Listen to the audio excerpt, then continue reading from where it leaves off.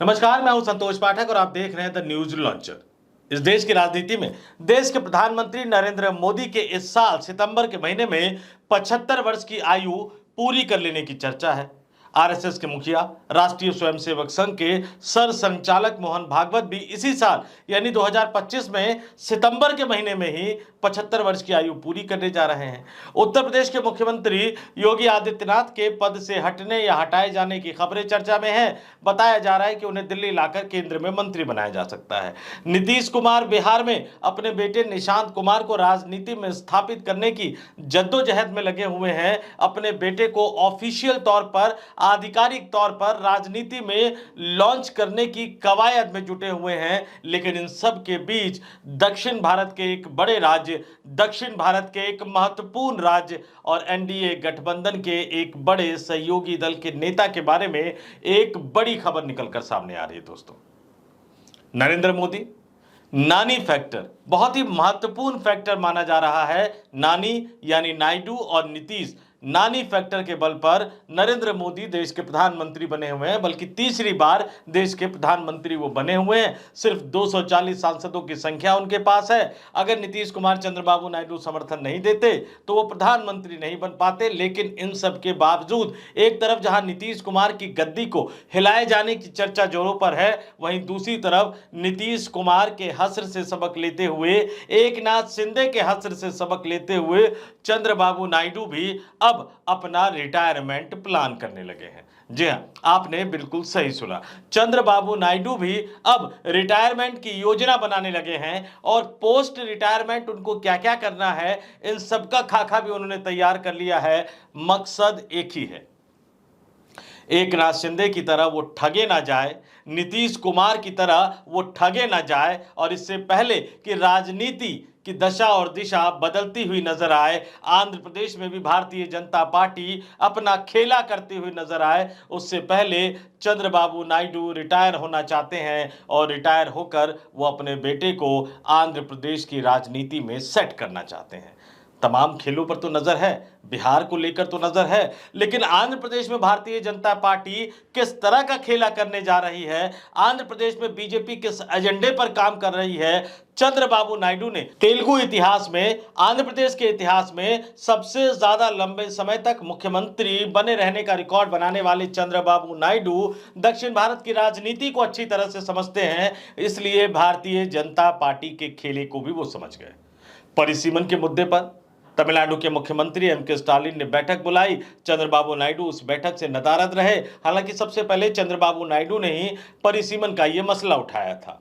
आंध्र प्रदेश में अल्पसंख्यक वोटों के लिए, मुसलमानों को लुभाने के लिए वो सब कुछ करते जा रहे हैं। लेकिन हाल के दिनों में जिस तरह से बीजेपी ने हिंदूवादी नेता के रूप में जनसेना पार्टी के पवन कल्याण को, जो कि नायडू की सरकार में उप मुख्यमंत्री है, प्रमोट करना शुरू कर दिया, बढ़ावा देना शुरू कर दिया, तो फिर हमने देखा कि चंद्रबाबू नायडू भी अपनी छवि एक हिंदूवादी नेता के रूप में बनाने की लगातार कोशिश करते हुए नजर आ रहे हैं। उन्होंने अपने बेटे, जो कि उनकी सरकार में मंत्री भी है, नारा लोकेश को प्रयागराज भेजा, महाकुंभ भेजा, महाकुंभ में संगम की आस्था में डुबकी लगाने के लिए। उनके बेटे नारा लोकेश परिवार सहित, पत्नी सहित, बेटे सहित प्रयागराज गए, फिर वाराणसी गए, काशी विश्वनाथ मंदिर में पूजा अर्चना भी करते नजर आए। और दूसरी तरफ आंध्र प्रदेश की राजनीति में, आंध्र प्रदेश में चंद्रबाबू नायडू ने पार्टी की हिंदूवादी इमेज को गढ़ने की कोशिश की। उन्होंने साफ साफ ये कह दिया कि तिरुपति मंदिर में जो तमाम कर्मचारी है वो हिंदू ही होने चाहिए, मुसलमानों को हटा देना चाहिए। वो खुद तिरुपति मंदिर गए, पूजा अर्चना की, अपने परिवार के साथ, अपने बेटे के साथ, अपने बहू के साथ, अपने पोते के साथ।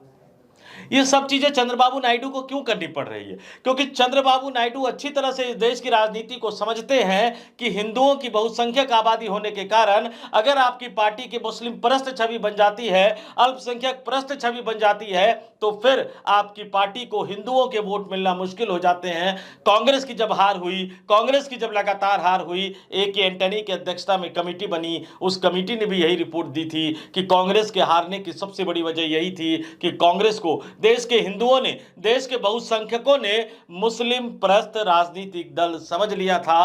तो चंद्रबाबू नायडू अब इस दुविधा में जी रहे हैं। देश के कई मुस्लिम संगठनों ने उनकी इफ्तार की दावत का बहिष्कार कर दिया, उनके ईद मिलन समारोह के बहिष्कार की भी घोषणा कर दी है, नीतीश कुमार का भी बहिष्कार कर दिया गया, चिराग पासवान के भी इफ्तार की दावत का बहिष्कार कर दिया गया। तो एक तरफ जहां इस देश में और खासतौर से चंद्रबाबू नायडू इस बात को समझ रहे हैं कि उनके आंध्र प्रदेश में हिंदूवादी नेता की छवि को स्थापित करने की कोशिश की जा रही है, हिंदूवादी ब्रांड की राजनीति को ठीक उसी तरह से स्थापित करने की कोशिश की जा रही है जिस तरह से बीजेपी उत्तर भारत के राज्यों में कर चुकी है। और वहीं दूसरी तरफ उनको यह डर सता रहा है कि अगर हिंदूवादी पॉलिटिक्स शुरू होगी तो बीजेपी उन पर भारी पड़ेगी, पवन कल्याण उन पर भारी पड़ेंगे और मुसलमान छिटक गए तो फिर तेलुगु देशम पार्टी का अस्तित्व ही समाप्त होने के कगार पर आ जाएगा। और एक कमजोर तेलुगु देशम पार्टी, एक कमजोर चंद्रबाबू नायडू अपने बेटे नारा लोकेश को आंध्र प्रदेश की सत्ता में कैसे स्थापित कर पाएंगे, अपने बेटे नारा लोकेश को कैसे मुख्यमंत्री बना पाएंगे। और अगर वो अपने जीवित रहते, अगर वो अपने ताकतवर रहते, अपने बेटे को आंध्र प्रदेश की राजनीति में स्थापित ना कर पाए तो फिर वो जानते हैं इस बात को कि बीजेपी उनकी अपनी सहयोगी पार्टी उनके बेटे नारा लोकेश को कभी आंध्र प्रदेश का मुख्यमंत्री नहीं बनने देगी, क्योंकि उस समय पवन कल्याण उनके बेटे पर भारी पड़ जाए। इस देश की राजनीति ने देखा है, चाहे आप फारूक अब्दुल्ला की बात कर लीजिए, चाहे आप करुणानिधि की बात कर लीजिए, चाहे आप मुलायम सिंह यादव की बात कर लीजिए, चाहे आप देवीलाल की बात कर लीजिए, चाहे आप प्रकाश सिंह बादल की बात कर लीजिए, इस देश के किसी भी राज्य में जहां परिवारवादी राजनीति होती है उस राजनीतिक दल के इतिहास को उठाकर देख लीजिए कि अगर पिता अपने जीवित रहते अपने बेटे को राजनीति में स्थापित नहीं कर पाता है तो फिर उनके लिए राजनीति में अपनी जमीन तलाश कर पाना बहुत मुश्किल होता है। इसके सिर्फ एक ही अपवाद रहे हैं, नवीन पटनायक। तो चंद्रबाबू नायडू इसको समझते हैं और बहुत ही बेहतरीन मौका भी उनके पास आने वाला है। इस देश की राजनीति में 75 साल के बाद रिटायरमेंट का अलिखित एक तरह से कानून भारतीय जनता पार्टी ने बना दिया।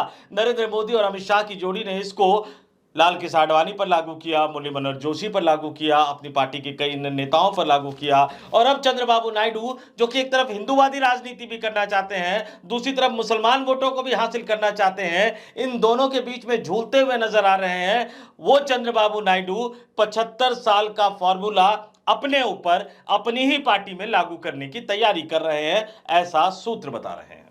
जी हां, मोदी लागू करे या ना करे, मोहन भागवत साहब लागू करें या ना करें, लेकिन चंद्रबाबू नायडू अब अपने उस 75 वर्ष के फॉर्मूले को अपने ऊपर लागू करते हुए अपने बेटे को आंध्र प्रदेश की कमान सौंपने की तैयारी कर रहे हैं। आंध्र प्रदेश की विधानसभा का गणित ये बताता है कि चंद्रबाबू नायडू को ना बीजेपी की जरूरत है, ना जनसेना पार्टी के समर्थन की जरूरत है। वो अपने दम पर जब चाहे अपने बेटे को राज्य की राजनीति में स्थापित कर सकते हैं, अपनी सरकार में मंत्री बना रखा है, और जब चाहे वो अपने बेटे को आंध्र प्रदेश का मुख्यमंत्री भी बना सकते हैं। और उसकी तारीख भी नजदीक आ रही है। चंद्रबाबू नायडू साहब का जन्म 20 अप्रैल 1950 को हुआ था। जी हां, 20 अप्रैल 1950 को, और अगले महीने यानी अप्रैल 2025 में चंद्रबाबू नायडू 75 वर्ष की आयु पूर्ण करने जा रहे हैं। 75 वर्ष की आयु वो पूरी करने जा रहे हैं। और बताया यह जा रहा है, आंध्र प्रदेश की राजनीति को समझने वाले, दक्षिण भारत की राजनीति को अच्छी तरह से समझने वाले, जानने वाले वरिष्ठ राजनीतिक विश्लेषक, कई वरिष्ठ पत्रकार ये कह रहे हैं कि चंद्रबाबू नायडू आंध्र प्रदेश के मुखिया का मुख्यमंत्री का पद छोड़ेंगे, अपने बेटे नारा लोकेश को मुख्यमंत्री बनाएंगे, और खुद ऐसा हो सकता है कि वो केंद्र की राजनीति में आ जाए। नरेंद्र मोदी को साधे रखने के लिए, भारतीय जनता पार्टी को साधे रखने के लिए वो मोदी सरकार में कैबिनेट मंत्री बनना भी स्वीकार कर ले, यानी अपनी ही पार्टी के कोटे से, तेलुगु देशम पार्टी के कोटे से वो मोदी सरकार में कैबिनेट मंत्री बन जाए। और अगर वाकई ऐसा हो जाता है, चंद्रबाबू नायडू आंध्र प्रदेश के मुख्यमंत्री पद को यह कहते हुए छोड़ देते हैं कि वो 75 वर्ष के हो गए हैं, तो राज्य की राजनीति में युवा नेतृत्व आना चाहिए, युवा चेहरा आना चाहिए, अपने बेटे को कमान सौंप देते हैं, खुद केंद्र की राजनीति में आ जाते हैं। केंद्र की राजनीति में मंत्री बने या ना बने, लेकिन फिर नरेंद्र मोदी क्या करेंगे? जो कानून भारतीय जनता पार्टी ने बनाया, उम्र की जिस बात को कहते हुए, नानाजी देशमुख को याद करते हुए नरेंद्र मोदी कई बार तारीफ कर चुके हैं। नानाजी की उम्र तो, नरेंद्र मोदी साहब की उम्र तो काफ़ी पहले ही बीत गई है, लेकिन चलिए वो 75 वर्ष के पूरे होने वाले हैं, तो क्या अब अगर उनके इस नियम का हवाला देते हुए उनके सहयोगी दल का कोई नेता सत्ता छोड़ देता है, सक्रिय राजनीति, राज्य की सक्रिय राजनीति अगर छोड़ देता है, राज्य के मुखिया का पद अगर छोड़ देता है, तो फिर नरेंद्र मोदी से पूछा जाएगा कि सरकार अलिखित नियम तो आप ही ने बनाया था, आप अपने ऊपर इस नियम को कब लागू करेंगे? क्या सितंबर 2025 में 75 वर्ष की आयु पूर्ण करने के बाद आप प्रधानमंत्री का पद छोड़ेंगे? आगे हो सकता है आप राष्ट्रपति बनकर चले जाए, लेकिन सक्रिय राजनीति, जिम्मेदारी वाला पद क्या आप छोड़ेंगे? प्रधानमंत्री का पद छोड़ेंगे? चंद्रबाबू नायडू अगर अपना पद छोड़ देते हैं तो नरेंद्र मोदी पर भी दबाव बढ़ेगा, मोहन भागवत पर भी दबाव बढ़ेगा। आप राजनीतिक रूप से चाहे जो कुछ भी कहते रहिए, लेकिन बीजेपी के अंदर ही कई नेता इतने प्रभावशाली होते हुए जा रहे हैं, इतने मजबूत होते नजर आ रहे हैं कि वो भी अंदर खाने ये सवाल उठाएंगे। वो सवाल नरेंद्र मोदी से भी पूछेंगे, वो सवाल मोहन भागवत से भी पूछेंगे, साहब 75 वर्ष की आयु पूर्ण कर चुके हैं आप, रिटायर कब होंगे? देखते रहिए, इंतजार करते हैं अप्रैल में आंध्र प्रदेश में क्या होने जा रहा है, और उसके बाद 30 मार्च को भी एक मुलाकात होनी है नरेंद्र मोदी मोहन भागवत की नागपुर में। उस मुलाकात में क्या होने जा रहा है, और 6 अप्रैल को भारतीय जनता पार्टी का स्थापना दिवस भी है।